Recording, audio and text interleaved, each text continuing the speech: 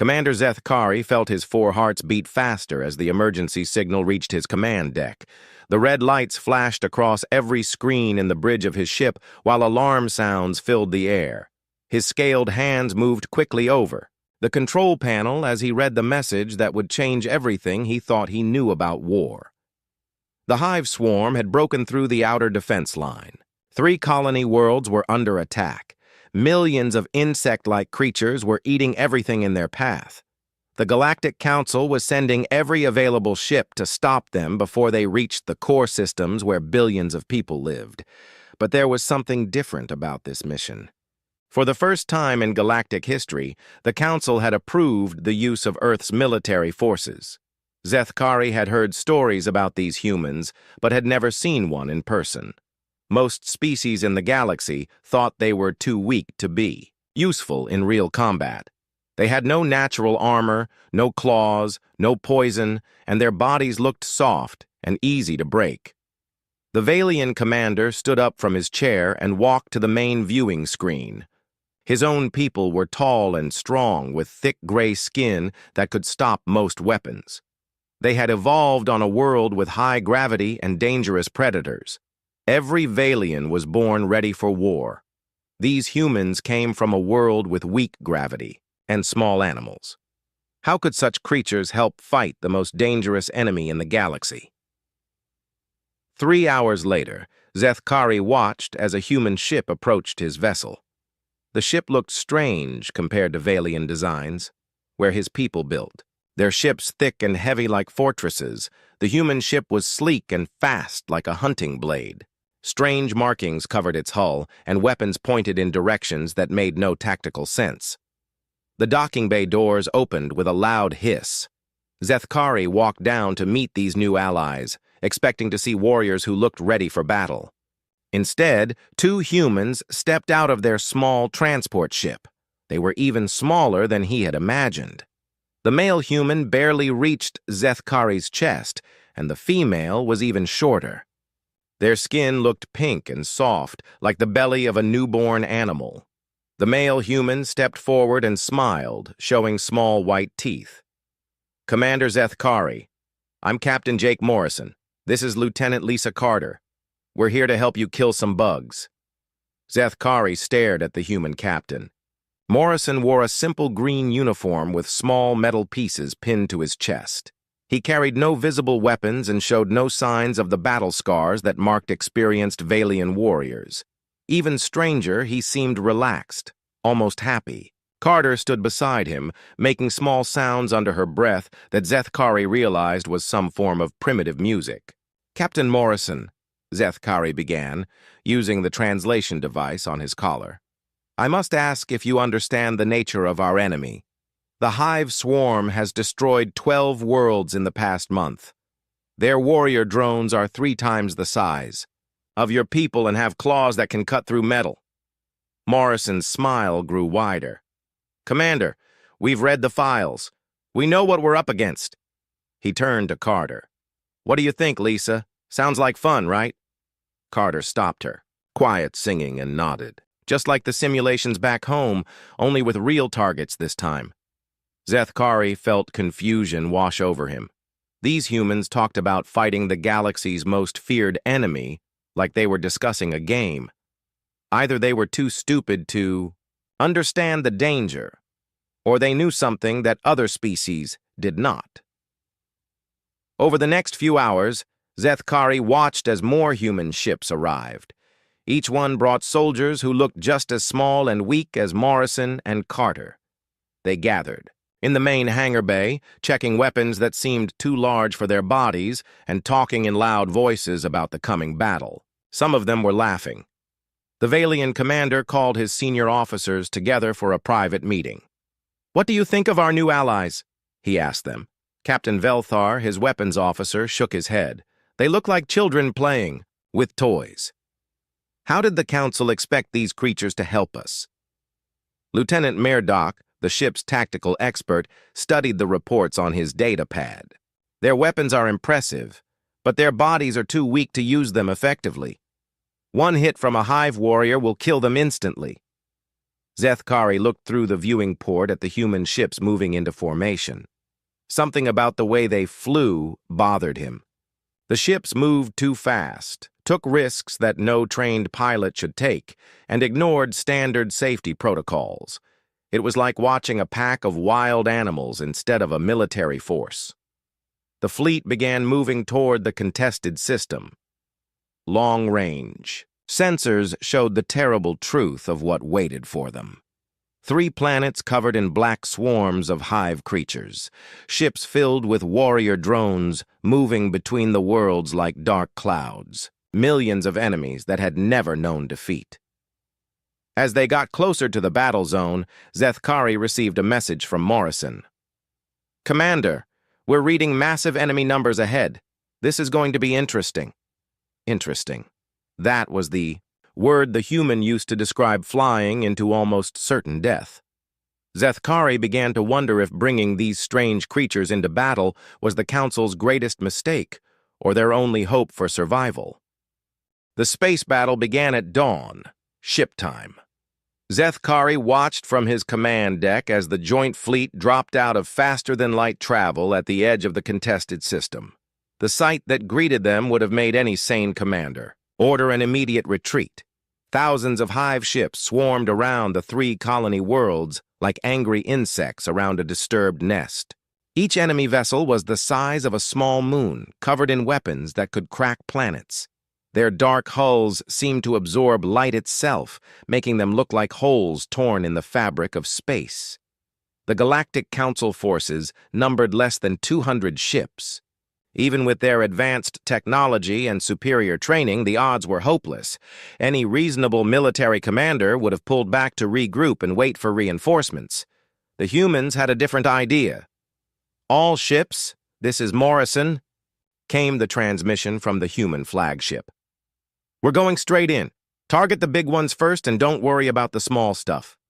Zethkari felt his scales stand up in alarm. "Captain Morrison, standard protocol requires a careful approach to assess enemy positioning and—" "Commander," Morrison's voice cut through the comm channel. "With respect, your standard protocol is about to get everyone killed. Trust us on this. 1. Before Zethkari could respond, the human ships broke formation and accelerated toward the enemy fleet at maximum speed. What happened next would stay burned in the Valian commander's memory for the rest of his life. The lead human ship, a heavy cruiser called Terra's Wrath, flew directly at the largest hive vessel. Zethkari expected it to fire its weapons and then turn away to attack from a safe distance.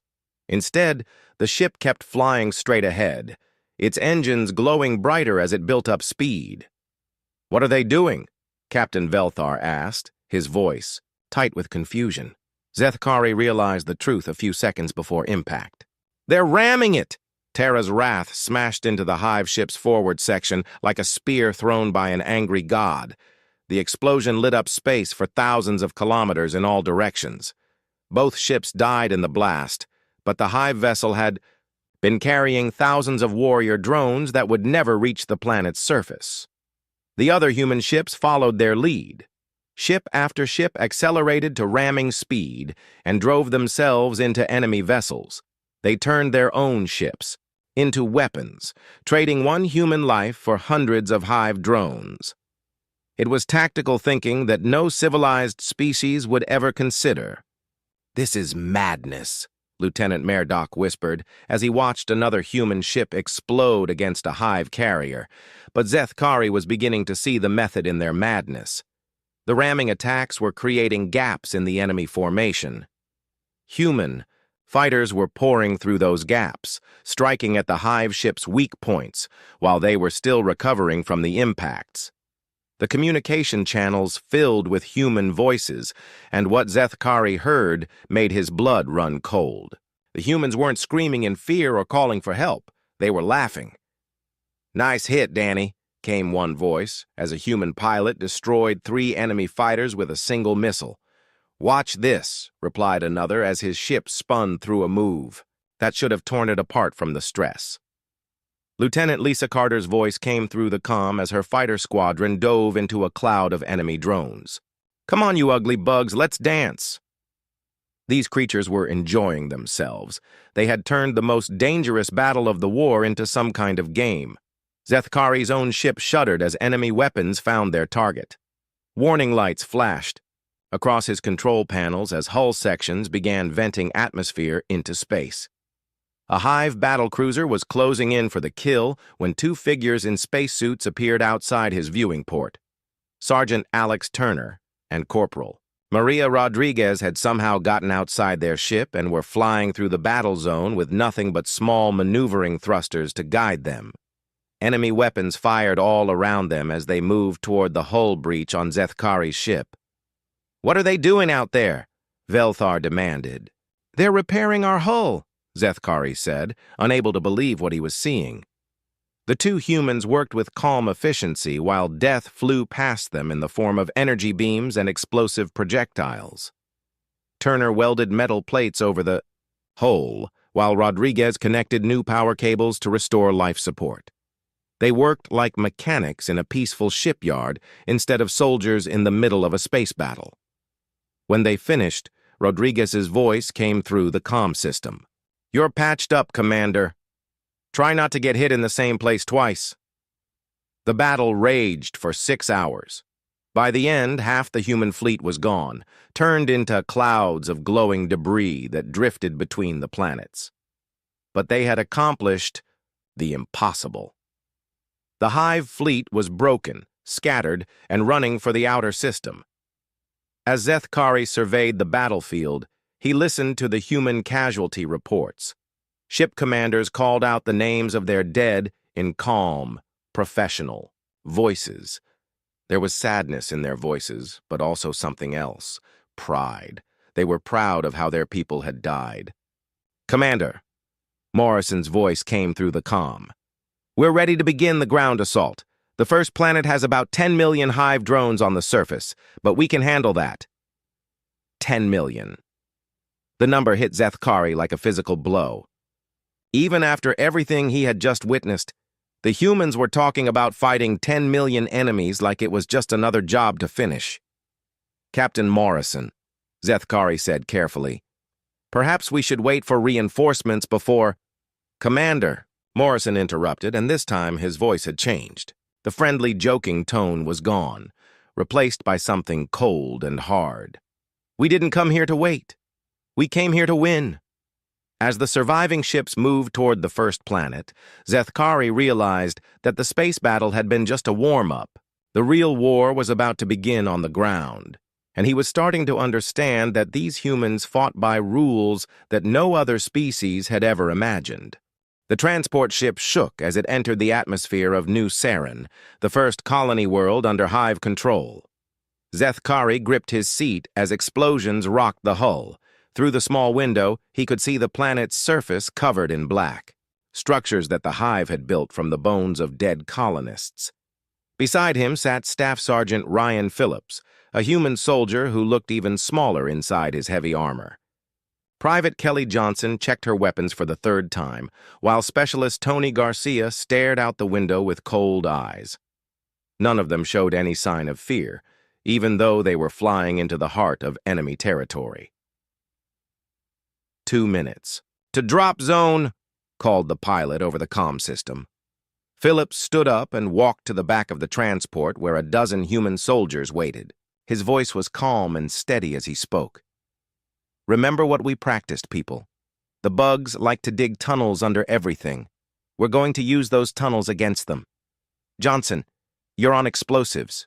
Garcia, you take point when we go underground. Everyone else, watch your sectors and keep your heads down." Zethkari had studied human military doctrine during the flight to the planet.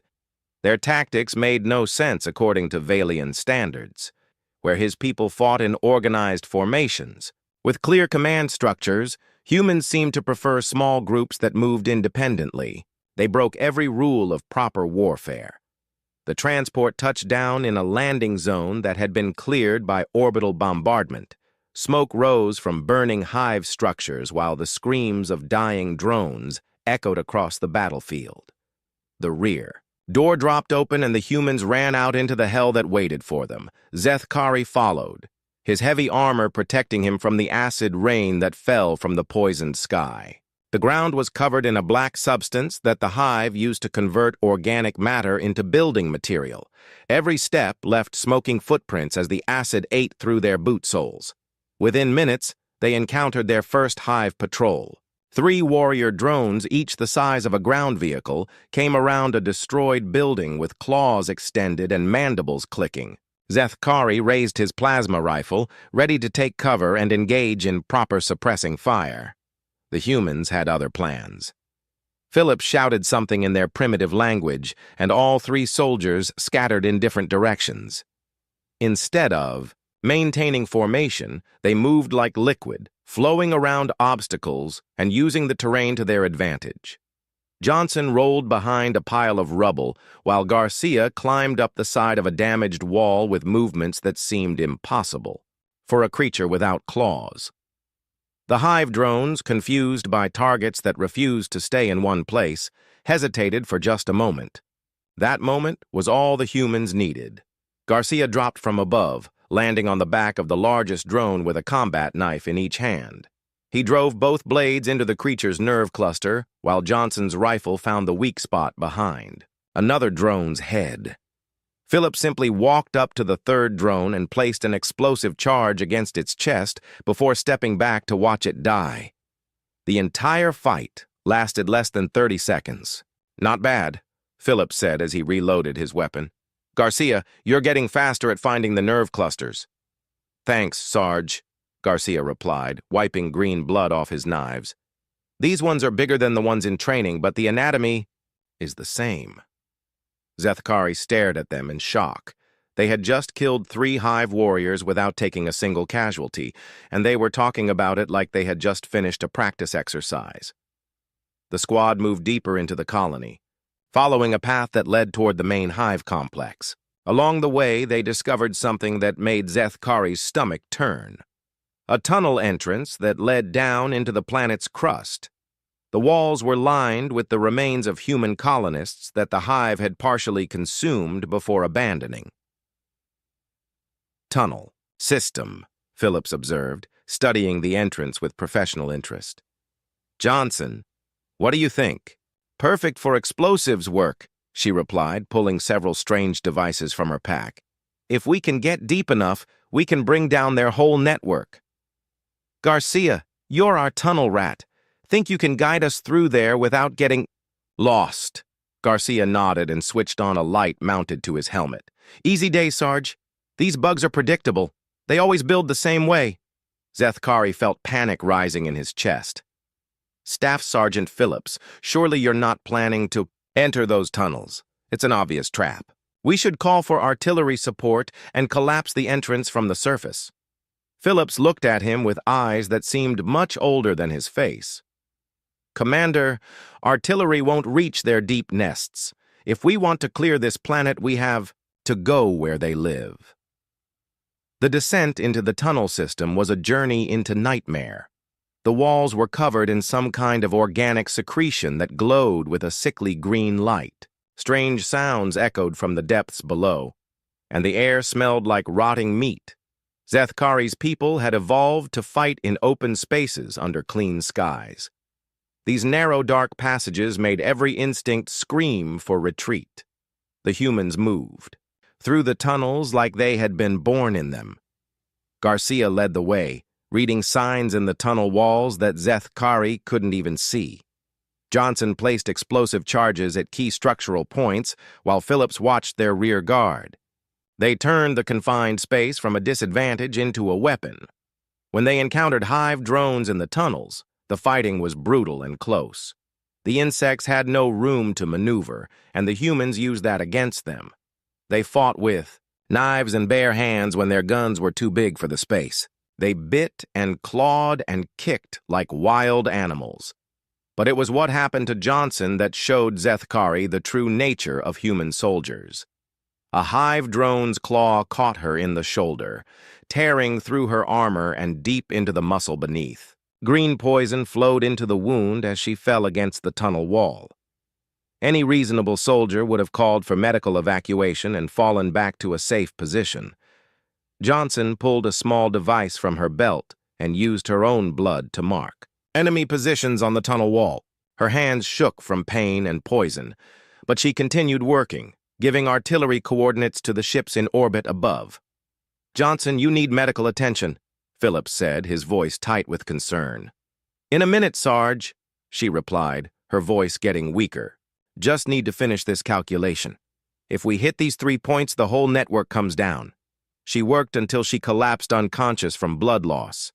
Even then, her finger remained pointing at the spot where the final charge needed to be placed. When the orbital strike came, it was precise and devastating. The tunnel network collapsed in a series of controlled explosions that trapped thousands of Hive drones underground. The humans had turned a death trap into a mass grave for their enemies. As they carried Johnson back to the surface, Zeth Kari listened to Phillips talking quietly to Garcia. "She'll be fine. Medics will have her fixed up in a day or two. Then, she'll be ready to do it again." "Think we'll see action like this on the next planet?" Garcia asked. "Hope so," Phillips replied. This was just getting interesting. Zeth Kari realized with growing horror that these humans weren't just fighting a war. They were enjoying it.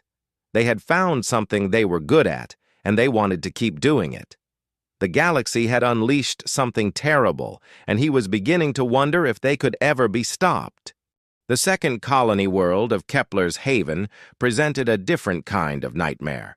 Unlike New Saren, where the Hive had built above ground, here they had converted the entire planetary crust into a vast underground city. Millions of drones moved through tunnels that stretched for thousands of kilometers beneath the surface. Traditional warfare would be impossible. Zeth Kari stood in the command tent watching Lieutenant Colonel Peter Hayes study intelligence reports. With the same expression his people used when examining interesting geological samples, the human officer seemed more curious than concerned about the tactical nightmare that faced them. "The problem," Hayes explained to the gathered commanders, "is communication. These bugs use sonic frequencies to coordinate their attacks. If we can disrupt their communications, they'll fight like individuals instead of a unified force."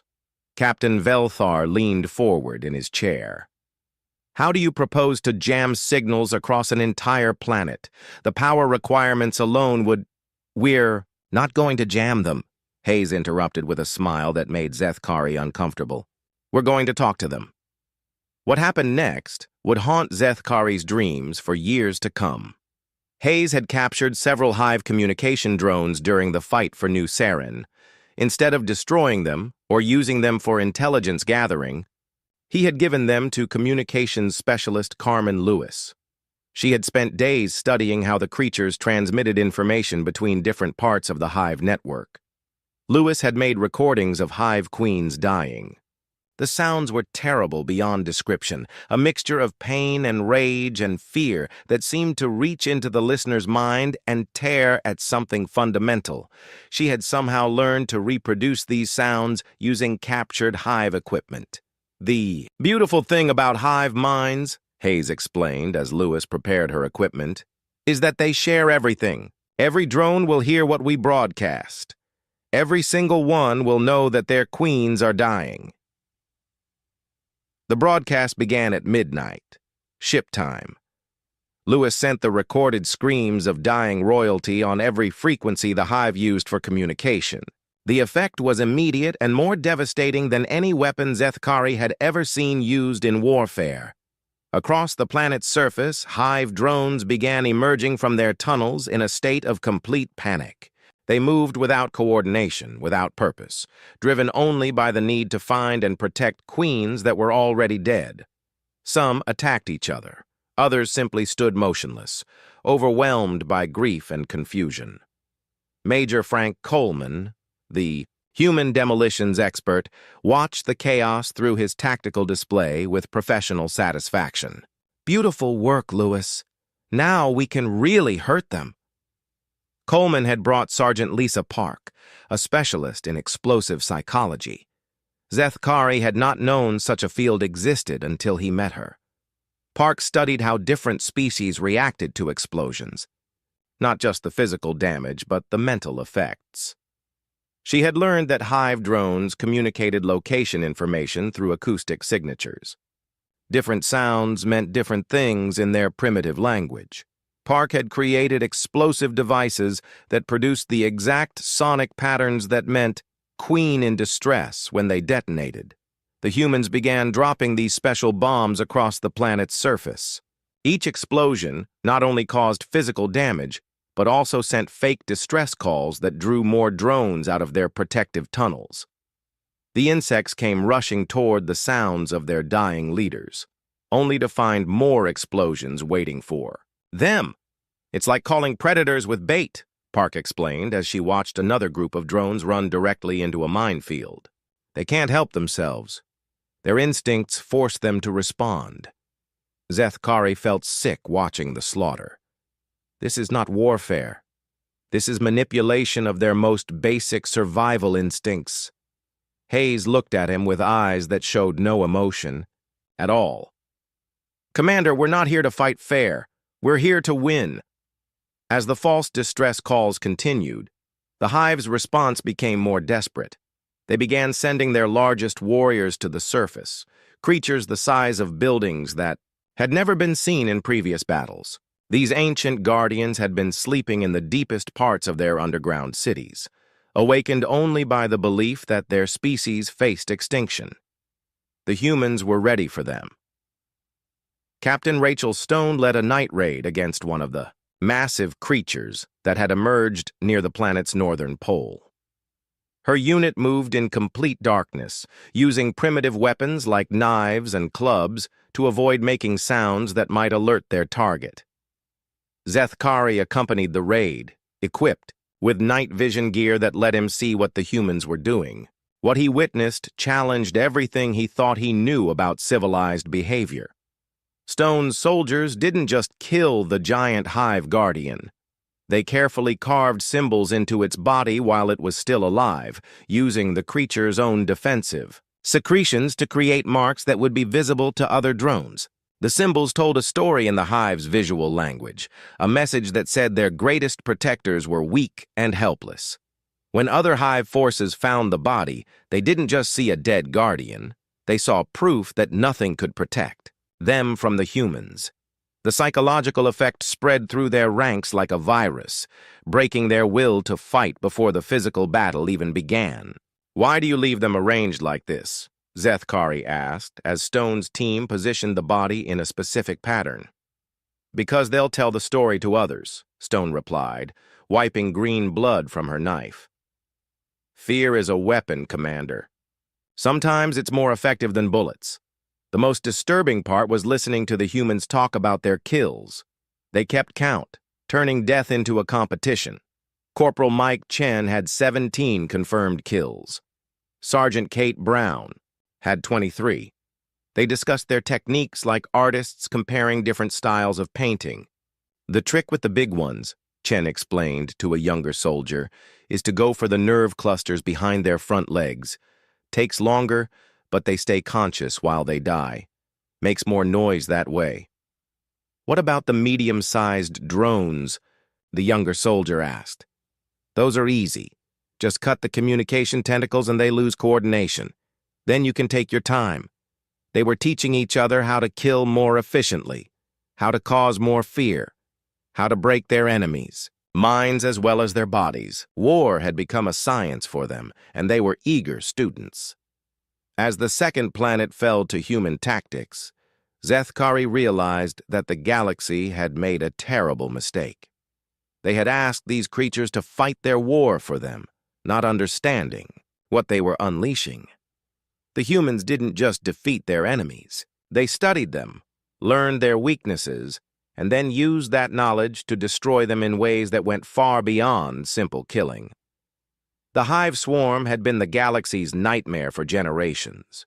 But watching the humans work, Szeth Kari began to understand that there were worse things than being killed by monsters. There was being killed by creatures who made an art form out of death, who found beauty in the perfect application of violence, who could look at any living thing and see exactly how to break it.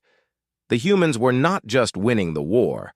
They were rewriting the rules of what war could be, and Zethkari feared that the galaxy would never be the same. The third colony world of Harmony's End was different from the others.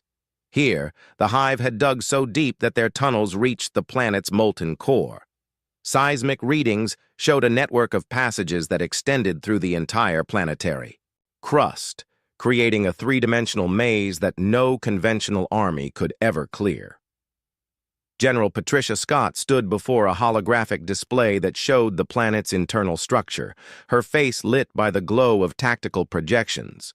Around her, alien commanders from a dozen species studied the same data with growing despair. The scale of the underground network was beyond anything they had encountered before. "The mathematics are simple," announced Admiral Kethmore of the Centauri Defense Force. "Even with our combined fleets, we lack the firepower to penetrate those depths. We should evacuate the remaining civilian populations and establish a quarantine zone." "That's quitting," Scott replied without taking her eyes off the display. "And humans don't quit." Zethkari watched the human general trace her finger along the planet's geological weak points. She was studying something that the other commanders had missed, looking at the world not as a military target, but as a system that could be manipulated.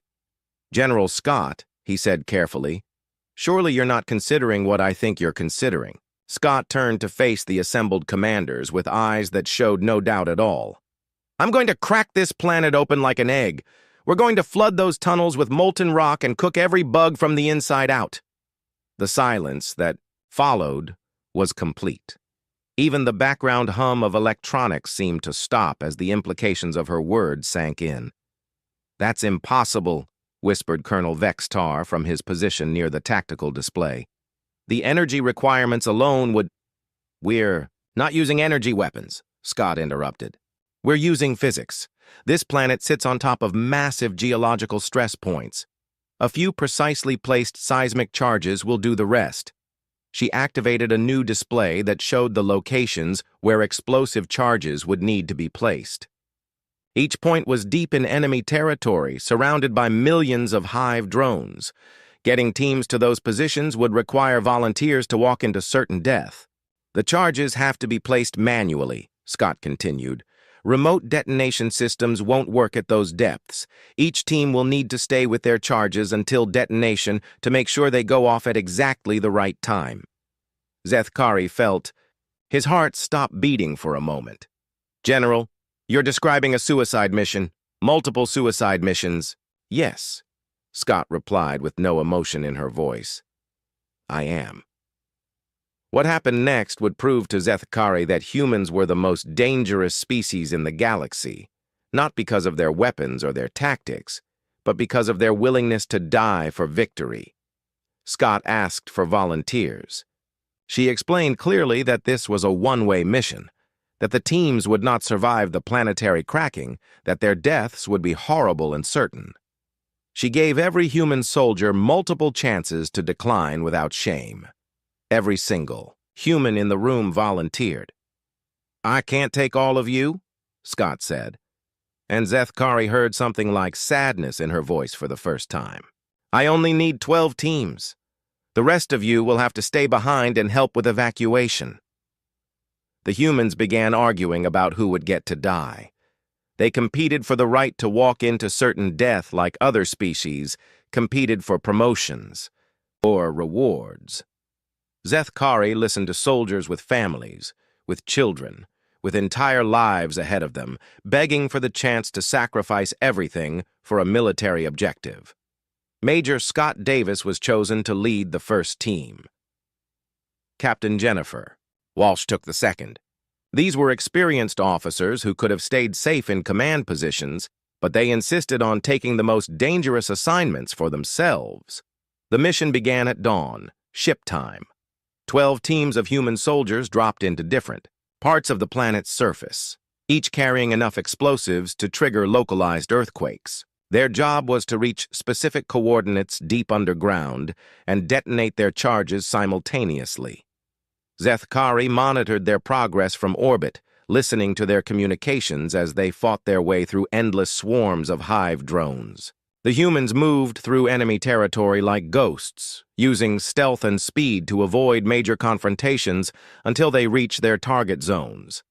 Davis's team was the first to reach their position, a deep cavern system that connected to 3 major tunnel networks. They set up their charges with mechanical precision, while Hive warriors closed in from all directions. "Explosives are in position," Davis reported over the comm. "Beginning final countdown sequence, sir," came the voice of his communications. "Officer, Sergeant Paul Miller. We've got movement in all the surrounding tunnels. Looks like every bug on this level is heading our way." "How long until they reach us?" Davis asked. 2 minutes, maybe 3. "Perfect timing," Davis replied. "Miller, send our coordinates to Orbital Command and request immediate artillery support on our position." Zethkari leaned forward in his command chair. Did he just request artillery fire on his own location? The answer came from Miller himself. "Confirmed Orbital Command. Fire mission on our coordinates. Danger close is not a factor." They were calling down explosions on their own heads. Not by accident, not because they were surrounded and had no choice, but as part of their plan. They were using their own deaths as weapons. Similar reports came in from other teams across the planet. Walsh's team had reached their target but was cut off by Hive reinforcements. Instead of requesting extraction, she asked for her position, to be marked as a secondary target for the seismic charges. "If our bombs don't finish the job," she transmitted, "make sure you drop a big one right on top of us." Team after team reached their positions and set up their explosives. Some were overrun by Hive forces before they could complete their missions. Others were trapped in collapsed tunnels. All of them continued working until their last breath, adjusting explosive yields and timing sequences even as they died. Corporal Amy Foster's final transmission came from the deepest position, nearly at the planet's core. "Charges are armed and ready. The math says this will create a chain reaction all the way to the surface. If anyone is listening up there, you might want to get farther away from the planet." Her voice was calm and steady as she reported her own approaching death. "Timer is set for 60 seconds. It's been an honor serving with you all." The synchronized detonation began exactly on schedule. 12 massive explosions triggered geological events that had been building pressure for millions of years. The planet's crust cracked like broken glass as molten rock erupted from deep caverns into the Hive tunnel systems. From orbit, Zethkari watched a world die. Rivers of lava flowed through underground passages that had taken the Hive decades to build. The temperature in those tunnels rose to levels that would melt metal and boil stone. Every living thing below the surface was incinerated in minutes. The humans had achieved total victory at the cost of 144 lives. They had destroyed an enemy force of millions by sacrificing less than 200 soldiers. The mathematical efficiency was stunning and terrible. As reports came in confirming the elimination of all Hive forces on the planet, Scott's voice came over the general communication channel. "All teams, this is command. Mission accomplished. The planet is clear." There was pride in her voice, but also something else. Satisfaction. The humans had found a problem that seemed impossible to solve, and they had solved it by thinking in ways that no other species would consider. "General," Zethkari said quietly, "was this victory worth the cost?" Scott looked at him with eyes that seemed to see something he couldn't understand. "Commander, this wasn't just victory. This was a message. Every species in the galaxy will hear about what happened here. They'll know that humans don't just fight wars. We end them." As the fleet prepared to leave the dead world behind, Zethkari realized that the galaxy had gained powerful allies who were more terrifying than the enemies they had just defeated. The humans didn't just win battles, they erased their opponents from existence, and they did it with a smile. The debriefing took place aboard the Galactic Council flagship 3 days after the destruction of Harmony's End. Representatives from dozens of species gathered in the main conference chamber to discuss what they had witnessed during the campaign against the Hive swarm. Zethkari sat in his designated seat, still trying to process everything he had seen. Around him, other commanders spoke in quiet voices about casualty reports and tactical assessments, but the numbers seemed meaningless compared to the larger questions that the human involvement had raised. The final count was staggering in its efficiency. 3 colony worlds cleared of hive infestation. Estimated enemy casualties: 47 million warrior drones, 3,000 breeding queens, and countless support organisms. Human casualties: 216 killed in action, 412 wounded. Colonel William Grant, the senior human representative, stood at the front of the chamber presenting his after-action report. He spoke in the same calm, professional tone that Zethkari had heard from all human officers during the campaign. The hive swarm represented a conventional, asymmetric threat, Grant explained to the assembled delegates. Large numbers, limited, tactical flexibility, predictable behavioral patterns. Standard human doctrine proved effective against their command structure. Ambassador Yelnara of the Rigel Confederacy raised one of her 4 arms. Colonel Grant, your forces sustained significant casualties during the operation. How do you justify those losses? With respect, Ambassador, we consider those losses to be minimal for an operation of this scope, Grant replied. Human military doctrine prioritizes mission success over individual survival. Our personnel understand this and accept it as part of their service. Zethkari found himself standing up without realizing it.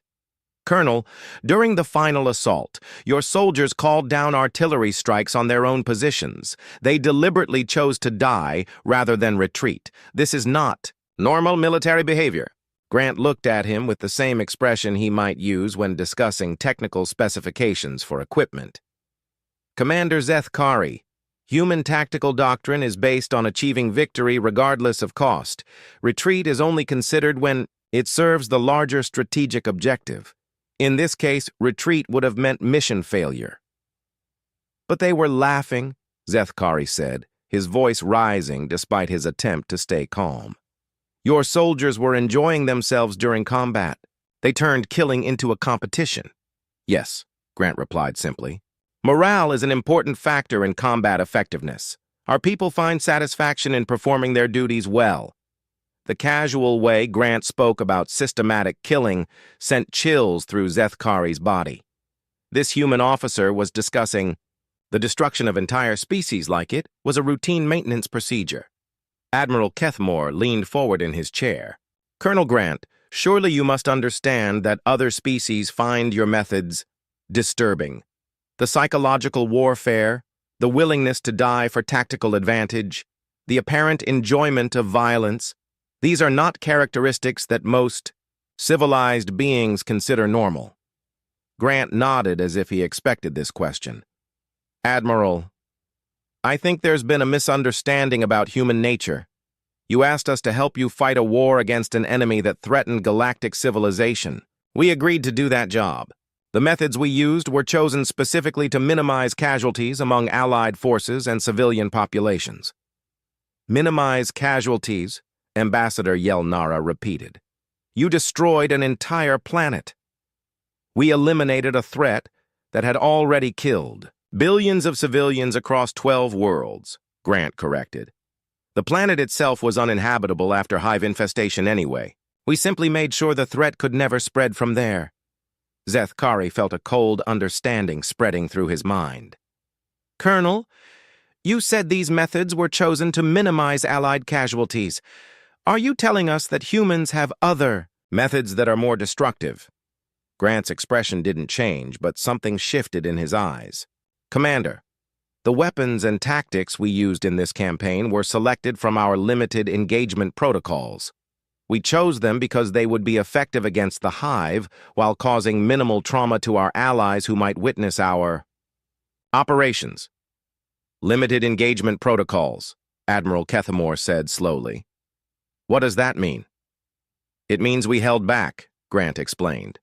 Human military doctrine includes escalation procedures that we didn't need to use against the hive. The enemy was technologically inferior and tactically predictable. We could achieve victory using conventional methods. The chamber fell silent as the implications became clear. The devastating efficiency that had terrified Zethkari during the campaign had been the humans fighting with restraints in place. "Colonel," Zethkari said carefully, "what would have happened if the hive had been more dangerous? If they had posed a greater threat?" Grant looked around the chamber at the faces of dozens of species who had thought they understood what they were dealing with. "Then we would have used different methods. Humans have been fighting wars for our entire evolutionary history, Commander. We've learned to scale our response to match the level of threat we face." "And if someone threatened Earth itself," Admiral Kethmore asked, "then that someone would learn why we're the only species on our planet that survived long enough to reach the stars." Grant replied with no emotion at all. As the debriefing continued, Zethkari listened to the humans answer questions about their casualties, their tactics, and their plans for future operations. What disturbed him most was their attitude toward their own losses. They spoke about their dead with respect and sadness, but also with pride in how those deaths had contributed to victory. The human replacements had already arrived, fresh soldiers eager to take the places of those who had died on Harmony's end. They weren't mourning their losses or reconsidering their tactics. They were asking where the next threat might emerge. Captain Jake Morrison, who had somehow survived the space battle that destroyed half his fleet, approached Zethkari after the formal session ended. "Commander, I wanted to thank you for fighting alongside us," Morrison said. "Your people showed real courage out there." "Captain," Zethkari replied, "I have to ask, do your people ever feel fear?" Morrison smiled the same friendly smile that had confused Zethkari during their first meeting. "Of course we do, Commander. Fear keeps you alive in combat. But we've learned that courage isn't about not being afraid. It's about doing what needs to be done even when you are afraid." "And what needs to be done?" "Whatever it takes to protect the people we care about," Morrison said. "That's what humans do, Commander. We find out what threatens our friends and our families, and then we remove that threat permanently." As the human ships prepared to return to Earth, Zethkari found himself in his private quarters writing his final report on the campaign. The words came slowly as he tried to capture the full scope of what he had witnessed. The hive swarm had been the galaxy's greatest nightmare for generations. They had destroyed worlds, consumed civilizations, and resisted every attempt to stop their expansion. It had taken the combined fleets of 12 species just to slow them down. The humans had eliminated them in less than a week, but the victory had come at a cost that went beyond simple casualty numbers. The galaxy now knew that there was a species among them that could wage war with efficiency that bordered on art. They had seen creatures who could look at any enemy and find ways to destroy them that went far beyond simple killing. Zethkari concluded his report with a recommendation that would shape galactic policy for generations to come. "The human alliance should be maintained at all costs," he wrote, "because there were only two types of species in the galaxy now: those who were friends with humanity, and those who would eventually be conquered by them." The most terrifying realization was that the humans didn't seem to understand how frightening they were. They saw themselves as protectors, as allies who had simply done their job. They didn't realize that they had revealed themselves to be the most dangerous predators the galaxy had ever known. As Zethkari sealed his report and prepared it for transmission to the Galactic Council, he reflected on the greatest irony of the entire campaign. The galaxy had asked the humans to help them fight monsters, never realizing that they were inviting even more dangerous monsters to join their cause. The difference was that these monsters fought for the right side, and that was the only thing that would let any of them sleep peacefully in the years to come.